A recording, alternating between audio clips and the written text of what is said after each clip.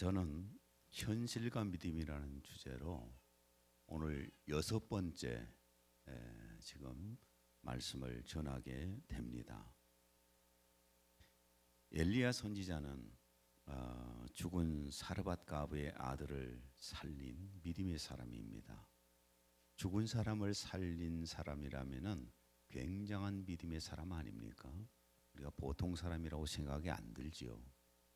그리고 아방과 또 백성들을 미혹하여서 하나님으로부터 떨어지게 해서 바알을 섬기게 했던 이 바알 선지자들, 그들과 누가 참 신인가, 누가 믿는 신이 진짜 신인가를 한번 증명하자. 그래서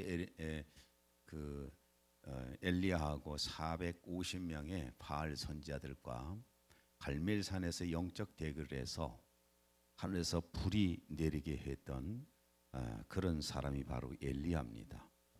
그리고 3년 6개월 동안 비가 오지 않아서 땅이 가물어서 많은 사람들이 기근으로 굶어 죽어가고 있는 그때에 갈멜산 꼭대기에서 하나님 앞에 기도해서 비를 내리게 했던 사람이 엘리야입니다. 엘리야는 믿음의 사람이잖아요. 엘리야는 용기가 대단했던 사람입니다. 그리고 엘리야는 소위 갈멜산 영웅으로 우리가 생각을 합니다. 그런데 오늘 본문을 보게 되면은 엘리야가 너무나 갑자기 매우 연약한 사람이 됩니다. 우리 같은 평범한 존재가 되고 맙니다. 1절을 현대어로 읽습니다. 아합이 이스라엘 영궁에서 이세벨에게 엘리야가 행한 모든 일을 알려주었는데 특별히 엘리야가 바알의 예언자들을 모조리 칼로 쳐 죽였다는 사실을 낱낱이 말해주었다. 바알 선지자들을 이끄는 사람이 이세벨입니다. 황후 이세벨인데 이세벨은 그 갈멜산에 가지를 않았습니다. 가지를 않고 있다가 아합 왕이 돌아와서 당신을 추종하는, 당신을 따라다니고 당신이 지도하는 바알 선지자들 450명을 엘리야가 산에서 다 죽였다. 이 얘기를 듣고 나서 이세벨이 분노하기 시작합니다. 사실 이세벨이 갈멜산에 있었다면 이렇게 분노하지 않습니다. 왜냐하면 현장을 목격하고 체험했기 때문에 굳이 그걸 두려워 떨게 되는 것이지 분노하고 그러지는 않을 거예요. 그러나 말로만 전해 들었기 때문에 하나님에 대한 두려움이 없는 겁니다. 그래서 엘리야를 죽이겠다고 합니다. 2절 이세벨은 엘리야를 죽이기로 결심하고 사자를 보내어 이렇게 전하였다. 엘리야야, 내가 나의 예언자들을 죽인 것처럼 나도 너를 죽이겠다. 내가 내일 이맘때까지 너를 죽이지 못하면 신들이 내리는 어떤 벌이라도 달게 받겠다. 그러니까 엘리야를 죽이기 위해서 암살자를 보낸다는 얘기입니다. 암살자를 보내서 엘리야를 죽이려고 합니다. 이 자객들을 보낸 것 같으니까 엘리야가 어떤 행동을 취했는가? 아합 왕이나 바알 아세라 선지자 850명과 또 백성들 앞에서도 전혀 두려움이 없었던 사람 아닙니까? 그 용감했던 그 엘리야, 갈멜산의 영웅이 이세벨의 겁박 때문에, 죽이겠다는 이 겁박 때문에 어떻게 변했는가? 자, 3절. 엘리야는 두려워 목숨을 건지려고 시종 하나만을 데리고 급히 도망하였다. 엘리야는 두려워 목숨을 건지려고 시종 하나만을 데리고 급히 도망하였다. 어쩌면 이렇게 생각했을 겁니다. 이세벨도 두려워 떨 것이다. 이런 생각을 했을 텐데 전혀 뜻밖의 엘리야를 죽이려고 암살자들을 보냈다는 이 소식을 듣자마자 얼마나 두렵고 떨리던지 도망을 가는데 사마리아로 가다가 이제 어디로 도망가냐면은 멀리까지 도망갑니다. 3절. 그 그가 유다의 서남단에 위치한 브엘세바에 이르러서는 시종도 그곳에 넘겨두고 어디까지 도망을 가느냐 하면은 엘리야가 있었던 곳은 갈멜산이잖아요. 이스라엘 북이스라엘의 중간쯤에 있는 갈멜산인데 여기서 도망을 가는데 어디까지 도망갔느냐 하면은 남유다의 서남단 가장 끄트머리 쪽에 있는 브엘세바까지 도망을 갑니다. 정말 꽁지 빠지게 도망을 가는 거예요. 겁이 나가지고 아마 100km 이상 될 겁니다. 그리고 자기 시종을 브엘사바에 남겨두고 또 남쪽에 광야가 있는데 광야라고 그러면 사막하고는 좀 다릅니다. 종종 가다 뭐 풀 같은 거 나무도 하나씩은 있기는 해요. 그러나 거의 바위 속에 뭐 막 이렇게 있는 곳인데 이 광야로 들어갑니다. 4절 남쪽의 광야로 하룻길을 더 걸어갔다. 하룻길 더 들어갔으니까 상당한 거리를 갔겠지요. 그리고 하나님 앞에 어떤 기도를 하느냐 4절 공동 번역입니다. 쌀이나무 덤불이 있는 곳에 이르러 그 아래 앉은 그는 죽여달라고 기도하였다. 오 여호와여 이제 다 끝났습니다. 저의 목숨을 거두어 주십시오. 예, 쌀이나무는 이제 우리가 노뎀나무라고 그러는데 쌀이나무는 뭐 그렇게 크지 않는 나무예요. 우거져 갖고 있는 나무인데 그 밑에 앉아서 하나님 앞에 기도합니다. 죽여달라고. 하나님 죽여주세요. 오 여호와여 이제 다 끝났습니다. 제 목숨을 거두어 주십시오. 이제 더 이상 살고 싶지 않습니다. 더 이상 살고 싶지 않으니까 차라리 죽음을 달라는 절망적인 기도입니다. 그러니까 이 지금 엘리야가 어느 정도 절망 상태에 있느냐면은 더 이상 살고 싶지 않는 절망 속에 있어요.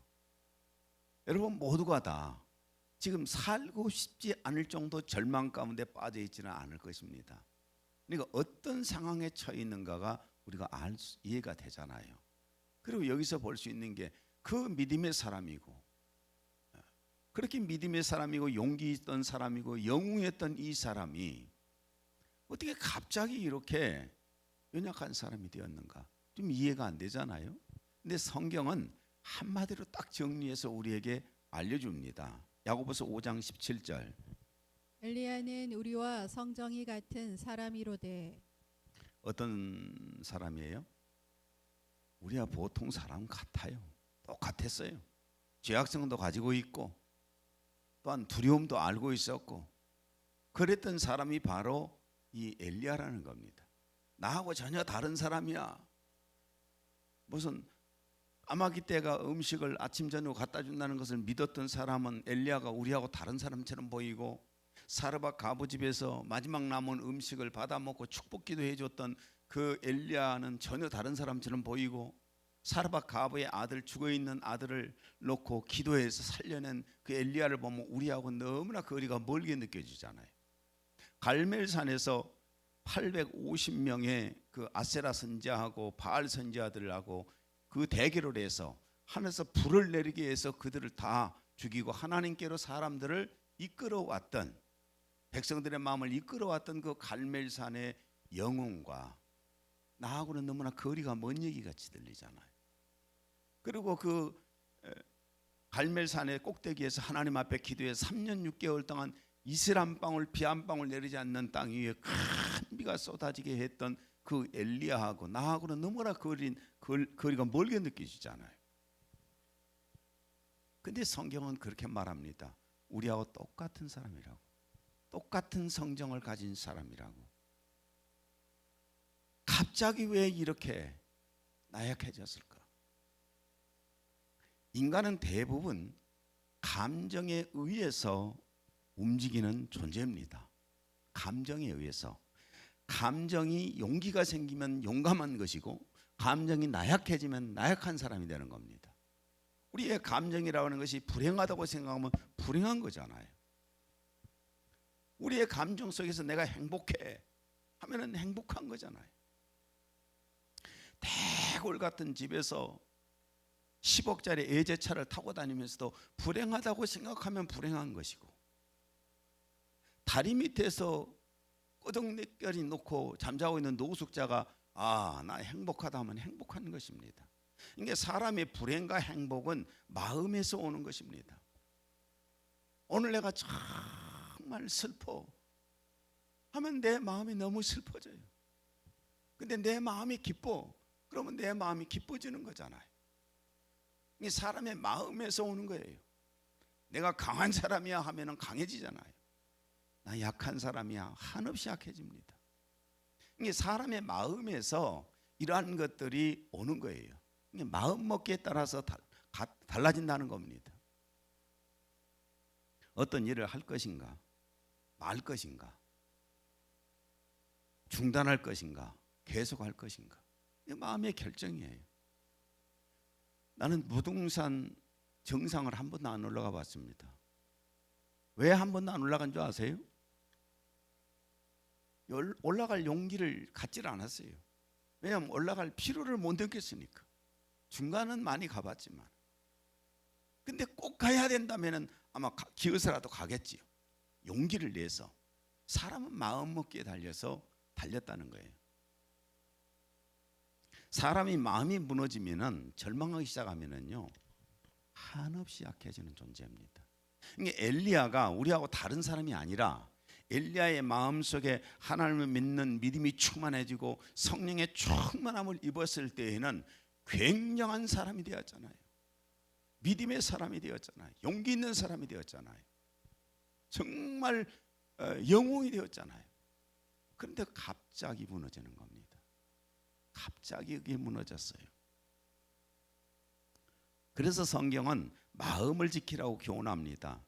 잠언 4장 23절, 모든 지킬 만한 것 중에 더욱 내 마음을 지키라. 생명의 근원이 이에서 남이니라. 인도의 설악 가운데 이런 게 있습니다. 어떤 마술사가 쥐를 관찰을 하고 있는데 이 쥐가 고양이가 무서워서 계속 피해 다니는데 너무 불쌍한 거예요. 너무 불쌍해서 이 쥐를 고양이로 만들어줍니다. 변화시켜줘요. 그랬더니 이 고양이란 놈이 그 다음에는 어떻게 할 것 같아요? 계속 개가 무서워서 자꾸만 도망다닙니다. 그래서 그것도 너무 불쌍하고 짠해서 이 고양이를 개로 또 만들어줬어요. 그랬더니 이 개가 나중에는 어떻게 변한 줄 아십니까? 호랑이가 무서워서 쩔쩔쩔 매고 어디를 못 가요. 그래서 호랑이로 다시 만들어졌습니다. 인도의 설화를 제가 얘기하는 겁니다. 호랑이를 다시 만들어졌더니 포수가 들고 있는 엽총이 무서워서 벌벌 떨고 있어요. 그래서 이 마술사가 하는 말이, 너는 어차피 개새끼다. 어차피 너는 쥐새끼다. 그냥 쥐가 되어라. 마음이 쥐면은 쥐인 겁니다. 마음이 호랑이면 호랑이가 되는 겁니다. 이 사람의 마음을 지켜야 돼요. 그러니까 지금 엘리야가 무너진 것은 뭐가 무너진 거예요? 마음이 무너진 겁니다. 우리 마음이 그래요. 우리 마음이 강함이 생기면 강한 것이고 마음이 약해지기 시작하면 한없이 약해져서 절망해 버립니다. 여러분, 자살해서 죽은 사람들이 꼭 그렇게 가난해서만 그런 건 아니잖아요. 가난해서만 그런 게 아니고 권력이 없어서만 그런 게 아니잖아요. 건강을 잃어서만 그런 게 아니잖아요. 우리가 좀 객관적으로 볼 때에는 그 사람이 살만한 사람 같이 보이는데 어느 날 갑자기 인생을 포기해 버리잖아요. 나는 이제 탤런트 신위회를 설교를 한 14, 15년을 다녔는데 그동안에 몇 명이 자살하는 것을 보면서 정말 마음이 무거웠어요. 저들에게 무엇을 심어줘야만이 행복하다고 생각할 수 있을까? 끝없이 쳐다봐요. 위를. 어떤 위를 쳐다볼까요? 인기를 쳐다봐요. 최고의 정상으로 인기 있는 사람, 이 사람이 행복할 것 같아요? 아니요. 이 사람은 스스로 감옥에 갇혀 있어요. 밖에 나갈 때도 모자 쓰고 선글라스 쓰고 마스크 쓰고 나가야 돼요. 비밀리에. 뭘 그걸 그렇게 좋아하는가 모르겠어요. 근데 거기에 못 올라가서 실망해서 좌절하기도 하고, 거기서 떨어지니까 실망해 좌절하기도 하고, 마음에서 오는 겁니다. 마음을 지킵시다. 그러면은 왜 엘리야가 갑자기 이렇게 나약한 사람, 마음이 무너졌을까? 첫 번째는 갑자기 하나님의 말씀이 들려오질 않았어요. 제가 목이 이러니까 이해하십시오. 하나님의 말씀이 갑자기 들려오질 않았습니다. 17장 2절 여호와의 말씀이 엘리야에게 임하여 이르시되. 엘리야가 그리 시냇가에 가서 까마귀 떼가 그 먹을 걸 갖다 주는 걸 기다리는 것도 하나님 말씀 듣고 갔잖아요. 사르밧 갑오집으로 가는 것도 하나님의 말씀 듣고 갔잖아요. 갈멜산 그 영적 전투도 하나님의 말씀 듣고 갔잖아요. 그 다음에 또한 기도하는 것도, 큰 비가 내리게 하는 갈멜산 기도도 하나님의 말씀 듣고 갔습니다. 그러는데 아합 왕의 체보령이 떨어질 때도 하나님의 명령을 듣고 갔었는데, 이 이세벨이 자기를 죽이겠다고 암살제를 보낼 때는 하나님이 아무런 말씀을 안 해주시는 거예요. 이 말씀을 못 듣는 거예요. 주님의 음성이 들려오질 않아요. 여러분, 엘리야는 갑자기 하나님의 말씀이 들려오지 않자 영적인 공황 상태에 빠집니다. 영적인 공황 상태에 빠지는데, 나도 종종 그럴 때가 많아요. 성령의 인도를 받을 때에는 내가 내 자신이 아니에요. 나는 여기 이 땅을 7필지를 샀잖아요. 그 어렵게 7필지를 다 사서 하나로 묶는데, 지금 생각하면 지금 하나 못 오지요. 막 국가 땅들을 사고 사유지를 사고 해서 어떻게 7필지를 합니까? 사람의 힘으로는 못할 것 같아요. 지금 하나면 못합니다. 그리고 2억이나 빚져 있는 상태에서 이 건물을 어떻게 해서 건축을 합니까? 이 사람의 힘으로 못해요. 지내놓고 지금 해서 돌이켜 생각해 보면은, 와, 내가 완전히 정신이 돈 사람도 아니고 왜 그런 일을 할 수 있었지? 내 마음 속에서 하나님이 내 마음을 움직이시니까 그 일들을 했었던 거예요. 근데 지금 생각하면 두려워요. 겁나. 종종 성령님께서 나를 인도하실 때에는 정말 담대한 사람이 됩니다. 그러나 성령님의 인도를 받지 못할 때에는 왠지 작은 일 앞에서도 내 자신이 너무나 나약하게 느껴지고 무너져 버려요. 못할 것 같아요.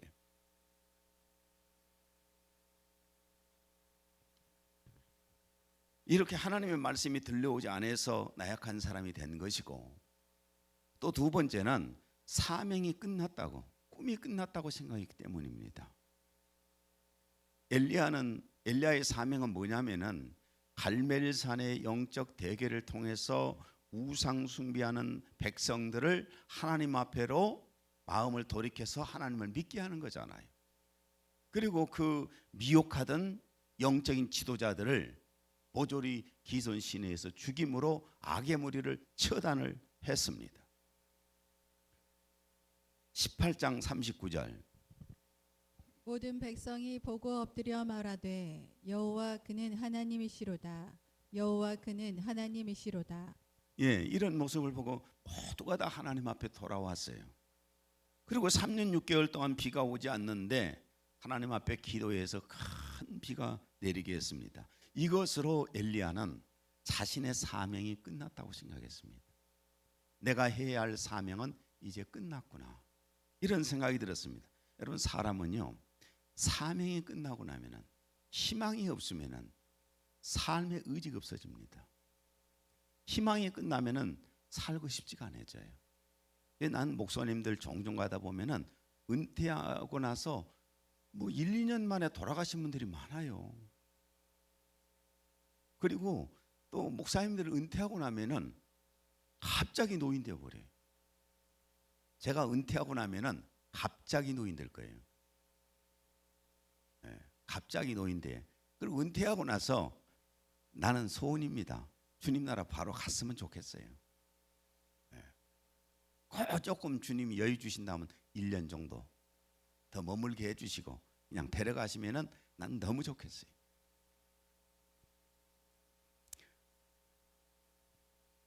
세 번째로 엘리야가 이렇게 마음이 무너진 것은 영적 대결들로 그동안의 심신이 매우 지쳤기 때문입니다. 4절을 자 읽습니다. 한 로뎀나무 아래에 앉아서 자기가 죽기를 원하여 이르되 여호와여 넉넉하오니 지금 내 생명을 거두시옵소서. 불가능을 가능케 한 사건. 이게 도저히 불가능한 것을 현실 속에서 가능하게 일어나게 했던 이 사건들을 통해서 얼마나 심리적으로 힘이 들었겠어요. 당장에 보십시오. 당장에 그 자리에서 하늘에서 불이 안 내려오면 죽습니다. 당장에 큰 비가 안 쏟아지면 죽습니다. 이런 영적 싸움을 했는데 얼마나 지쳤겠어요. 저는 엘리야를 생각을 많이 해봤습니다. 그리 시내가에서 하나님 말씀대로 가서 있었는데 까마귀 떼가 아침 저녁으로 고기하고 떡을 안 갖다 주면 어찌 되죠? 굶어 죽지요. 사르밧 가부 집에 가고 하나님 말씀대로 마지막 남은 떡 갖다가 마지막 그 양식 갖다가 떡 만들어서 자기가 먹었는데 축복해 갖고 그 밀가루통에 밀가루가 안 생기고 기름통에 기름이 안 생겼으면 어찌 되겠습니까? 갈멜산에서 기도할 때 불이 안 내려왔으면 현장에서 바로 목 잘려 죽지요. 아방한테 큰 빗소리 나니까 빨리 가서 식사하시고 갈 준비하라고. 그랬는데 비가 안 내려보세요. 바로 죽지요. 그러니까 이런 불가능을 가능케 한 이 사건들 앞에서 엘리야가 얼마나 지쳐 있겠어요. 그러니까 심신이 견딜 수 없을 만큼 지쳐 있을 겁니다. 그래서 심신이 지쳐 있어서 이제는 죽었으면 좋겠다 이렇게 기도한 것이지요. 그럼 엘리야가 깊은 광야로 들어간 것은 무엇 때문이었을까? 깊은 광야로. 물론 이세벨의 영향력이 미치지 못하는 남유다 부엘세바까지 도망간 건 사실입니다. 그러나 자기 비서를 부엘세바에 머물게 하고 광야로 하루길을 걸어서 더 들어간 목적이 있을 거 아닙니까? 3절 4절. 그는 유다 브엘세바에 이르러 그곳에 시종을 남겨두고 자기는 하룻길을 더 여행하여 거친 들로 나갔다. 광야에 하루길을 갔다는 것은 굉장히 힘들어요. 이스라엘 가서 광야를 가봤는데 유대 광야를 가봤는데 주님이 거기서 어떻게 40일 견디셨나? 세상에 내가 그런 건 태어나 처음 가봤잖아요. 그런 곳을 하루길을 걸어서 들어갔습니다. 하루길을 들어간 목적이 뭐냐면 하나님 앞에 기도하기 위해서요. 4절. 여호와여 넉넉하오니 지금 내 생명을 거두시옵소서. 이제 넉넉합니다. 내 목숨 거둬주십시오. 이제는 좀 낙원에 가서 편히 쉬고 싶습니다. 이제는 사명이 끝났습니다. 이런 기도예요. 여러분, 광야라고 하는 것은 어떤 곳이냐 하면은 이스라엘 백성들이 40일 동안을 우상과 세상의 때를 다 벗겨내고 하나님만을 믿고 의지하고 말씀만 받아 먹고 살기 위해서 훈련을 받는 장소가 바로 광야잖아요. 이스라엘 백성들은 40년 동안을 광야에서 훈련을 받았습니다. 예수님도 성령의 기름 부으심을 받고 어디로 가셨어요? 광야로 가셔서 사단에게 시험을 받습니다. 마태복음 4장 1절에서 2절. 예수께서 성령에게 이끌리어 마귀에게 시험을 받으러 광야로 가사 40일을 밤낮으로 금식하신 후에 줄이신지라. 광야로 가서 훈련을 받으셨어요. 바울도 예수님을 만난 후에 더욱더 하나님을 깊이 알기 위해서 광야로 들어갔습니다. 갈라디아서 1장 17절. 나보다 먼저 사도된 자들을 만나려고 예루살렘으로 가지 아니하고 아라비아로 갔다가 다시 다메섹으로 돌아갔노라. 아라비아는 광야를 말합니다. 사우디아라비아. 우리나라는 광야가 없습니다. 기도하실 때나 영성 훈련을 하실 때에 광야로 가시려고 할 필요 없어요. 우리나라는 광야가 없으니까 어디로 갑니까? 산으로 가잖아요. 산속으로 들어가서 거기 가서 많이들 영성 훈련을 하지 않습니까? 그래서 대부분 기도원이나 수도원들이 산속에 가 있습니다. 저도 산속에 물론 기도원이나 이런 데 가서 있을 때도 많이 있었지만은 텐트 가지고 가서 산속 깊은 데 가서 텐트 쳐놓고 며칠씩 있었어요. 텐트 쳐놓고 며칠씩 있으면은 그때 우리 성도들이 와서 보고 아니 이런 데서 무서워서 어떻게 사냐고. 집안 이 주로 어디로 가냐면 물가로 갑니다. 물가로 가야만이 그래도 물소리가 내리고 그러잖아요. 그 소리 가서 뭐 하겠어요? 뭐 했을 것 같습니까? 혼자 고스톱 쳤을까요? 장기를 뒀을까요? 오직 성경이 있고 하나님을 생각하며 지내요. 기도도 하지만은 하나님을 묵상하고 말씀을 묵상하고 여러 가지를 많이 하잖아요. 이런 시간들이 사실은 필요한데 이게 하나님을 독대하는 시간이잖아요. 근데 우리 현대 그리스도인들은 너무 바빠요. 너무 바빠서 주일날 하루 하나님 앞에 예배 드리는 시간에 하나님 좀 만나자고 그래도 다 바쁘다고. 예. 오늘 또 예배를 많이 빠졌잖아요. 많이 빠졌는데 하나님께서 야 주일날 교회당에서 우리 좀 만나자. 뭐라고 한 줄 아세요? 바빠요. 요즘 나 바쁩니다. 일해야 돼요. 오늘 놀러 가야 돼요. 오늘 모임 있어요. 누구 만나니? 사람이요. 나 만나줄 시간 없니? 내가 하나님 뭐 만날 시간이 있겠어요. 이게 오늘 현대 그리스도인의 모습이에요. 주일날 하루 하나님 앞에 나와서 만나자고 해도 하나님이 오라고 초청을 해도 거부합니다. 바빠서 못 갑니다. 내가 자빠져서 TV 볼 시간이 있어도 다 거기 갈 시간 없어요. 예전에 한 20년 전만 해도 성도들의 신앙생활 보면은 하나님과 독대하는 시간이 참 많았어요. 산속에 가서 하나님과 기도하는 시간, 기도원도 많이 가기도 하고 교회당에 와서 밤샘 기도도 하고. 요즘은 너무너무 바빠요. 문화생활 즐기기에 바쁘고. 난 여러분이 아무리 바빠도 하나님을 단둘이 독대할 수 있는 시간을 가져보기를 바랍니다. 이 세상 아무리 바쁘게 살아도 세상 내가 끝나는 순간에 아무런 가치가 없는 것들이에요. 아무런 가치가 없어요. 그러나 내가 하나님과 독대하고 하나님을 만났고 하나님의 예배하는 시간은 내 영혼이 가지고 가는 겁니다. 하나님께서는 엘리야의 이 피곤한 심신을 어떻게 회복을 시켰을까? 첫 번째는 푹 쉬게 하셨더라고요. 5절 로뎀나무 아래에 누워 자더니 뭐 했는가요? 잤어요. 6절 그가 먹고 마신 후 다시 누우니 충분하게 먹인 다음에 푹 또 자게 하십니다.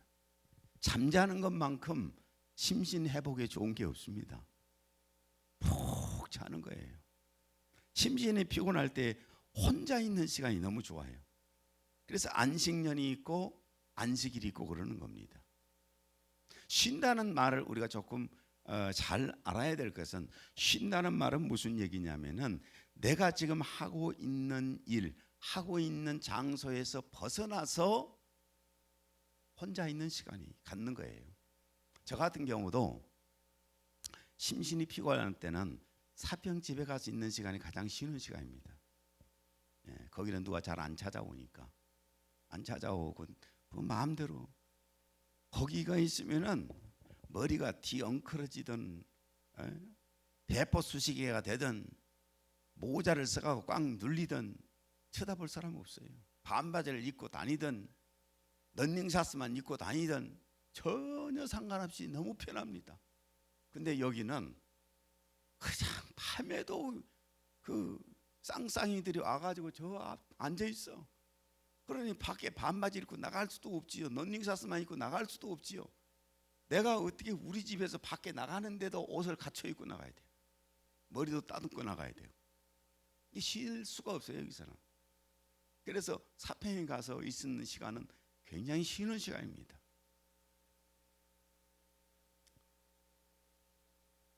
인간의 육체와 정신은 연약해지면은 굉장히 능률이 떨어져요. 쉴 때는 푹 쉴 수 있기를 바랍니다. 그 다음에 심신을 어떻게 회복시켜 주셨냐 하면은 천사를 보내서 떡과 물을 먹게 하십니다. 5절에서 6절. 그는 로뎀나무 아래에 누워 잠이 들었다. 그런데 한 천사가 와서 그를 깨우며 일어나서 먹으라 하고 말하였다. 엘리야가 일어나서 둘러보니 머리맡에 방금 구운 떡 한 개와 물 한 병이 놓여 있었다. 그가 그것을 먹고 마신 후 다시 누워서 잠이 들었다. 푹 자고 깨어가지고 하나님께 천사를 보내셔서 떡을 넣고 구운 떡을 넣고 물을 먹여서 다시 힘을 회복시켜 줍니다. 그리고 자고 났더니 다시 또 한 번 그렇게 먹게 해서 힘을 주십니다. 여기서 이 떡과 물을 우리가 어떻게 받아들일 수 있을 것인가? 신약에 와서 이것은 하나님께서 우리에게 주시는 생명의 말씀과 성령의 생수라고 볼 수가 있어요. 주님께서 주시는 생명의 말씀이 우리 영혼을 살리며 새 힘을 주시잖아요. 마태복음 4장 4절. 사람이 떡으로만 살 것이 아니요 하나님의 입으로부터 나오는 모든 말씀으로 살 것이라. 하나님의 말씀을 우리가 받아 먹을 때 영적인 힘이 생깁니다. 세상 소리, 정치 소리, 철학, 문학, 베리베리 소리를 많이 해도 감정을 잠깐 좋게 만들 수는 있겠지만은 영을 살리지는 못해요. 하나님의 말씀은 영을 살립니다. 그래서 말씀을 사모해야 돼요. 또 성령께서 주시는 생수가 우리 영혼을 살리고 새 힘을 주시는 겁니다. 요한복음 7장 38절 39절. 나를 믿는 자는 성경의 이름과 같이 그 배에서 생수의 강이 흘러나오리라 하시니 이는 그를 믿는 자들이 받을 성령을 가리켜 말씀하신 것이라. 우리가 하나님 앞에 나와서 예배를 드릴 때에 하나님께서 우리 마음에 말씀으로 감동을 시켜주시고 성령으로 감동을 시켜주실 때에 굉장한 영적인 힘이 생기지 않습니까? 사모하십니까? 그렇게 새 힘을 하나님이 주시기를 사모해야 돼요. 그래서 우리가 예배를 자주 드려야 되는 이유가 뭐냐면은 예배 시간에 하나님께서 만나 주셔서 생명의 말씀을 우리에게 감동을 시켜주시고 성령의 감동을 주시기 때문입니다. 요한복음 4장 23절. 아버지께 참되게 예배하는 자들은 영과 진리로 예배할 때가 오나니 곧 이때라. 아버지께서는 자기에게 이렇게 예배하는 자들을 찾으시느니라. 영과 진리로 예배할 때 누가 찾아오셔요? 하나님 아버지가 찾아오시잖아요. 하나님 아버지가 찾아오십니다. 예배할 때요, 하나님 아버지의 성령이 찾아오시고 예수 그리스도의 성령이 이 자리에 와 계시고 또한 그 하나가 되어서 오신 분을 보혜사 성령님이라 우리가 그러잖아요. 이게 성령님이 이 가운데 와 계신다는 말은 삼일째 하나님이 우리를 지금 만나고 계시는 겁니다. 그래서 생명의 말씀을 우리에게 주시는 것이고 또한 성령의 감동을 입혀 주셔서 새 힘을 우리에게 주시는 겁니다. 우리가 영의 힘이 생긴다면은 정신도 강해지잖아요. 영의 힘이 생기면은 정신도 강해지고 정신이 강해지면은 육체마저도 새 힘이 생기는 겁니다. 오늘 말씀을 마무리 집니다. 우리가 지쳤을 때 어떻게 해야 될까요? 첫째는 푹 쉬세요. 요즘 직장도 얼마나 좋아요. 휴가 마음대로 내주잖아요. 그렇죠? 휴가 내려고 하면 낼 수 있잖아요. 푹 쉬세요. 뭐 사람에 따라서 좀 성향에 따라 다를 수 있는데 어떤 사람은 혼자 조용히 있어야 쉽니다. 저 같은 경우는 혼자 조용히 있어야 쉬어요. 다른 사람들하고 같이 어울려 있으면은 정말 에너지를 엄청나게 뺏깁니다. 근데 어떤 사람들의 성향은 또 사람들하고 어울려서 썰을 막 신나게 풀어내야 그래야 또 쉬어. 그렇죠? 사람의 성향에 따라 다 다르는데 내 아내는 사람들 만나는 데서 아마도 쉼을 얻을 거예요. 그러니까 나는 사람을 안 만나야 힘을 얻어. 그래서 둘이 여행을 못 가잖아요. 여행을 가면 안 맞아. 나는 조용히 한 군데 있으려고 하고 아내는 그냥 냅다 돌아다녀야 돼요. 그래서 둘이는 잘 안 가잖아요. 그래서 쉰다. 그러면 여러분 성향에 따라서 혼자 조용히 있으면은 쉴 수 있다면 그렇게 하시고, 아니면 사람들을 만나서 북적북적 막 썰을 풀어대면은 그것이 쉰다면은 그렇게 하십시오. 푹 쉴 때 가서 쉴 수 있어야 돼요. 그리고 하나님의 말씀과 성령의 감동으로 새 힘을 얻어야 합니다. 세상 사람들은 지치면은 겨우 휴가 간 것 말고는 다른 방법이 없잖아요. 육체적으로 쉬는 것 말고 다른 방법이 없어요. 그러나 우리는 하나님께서 주시는 새로운 힘을 주시는 말씀이 있고, 성령님께서 우리에게 강력한 힘을 부어주셔서 지쳤을 때 다시 일어날 수가 있잖아요. 마지막 이사야 40장 29절에서 31절 현대어로 읽습니다. 그는 지친 사람들에게 힘을 주시고 약한 이들을 강하게 하시는 분입니다. 젊은이들도 지쳐서 피곤해지고 용사들도 비틀거리고 넘어지지만 오직 여호와를 믿고 기다리는 사람은 언제나 다시 새 힘을 얻어서 마치 강풍을 타고 창공으로 치솟아오르는 독수리처럼 그들도 하나님의 영에게 이끌려 올라갈 것입니다.